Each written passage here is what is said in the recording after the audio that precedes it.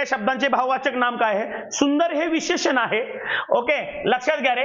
याला जर यत्व, पणपणा, तागिरी, वा, काई, आई, ईक आणि नावळ हे जर प्रत्यय जोडले तर ती भाववाचक नामे तयार होतात. मग सर कशा कशाला जोडली जातात?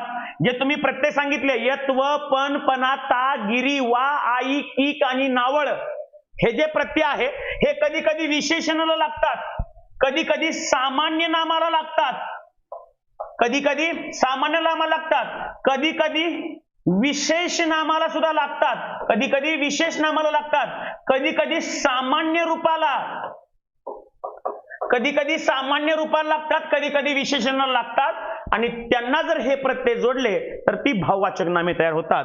लक्षात घ्या. या ठिकाणी सुंदरत्व, सुंदरी, सौंदर्य पर्याय क्रमांक 3 याचं उत्तर पाहिजे. एक चुकीचं आहे.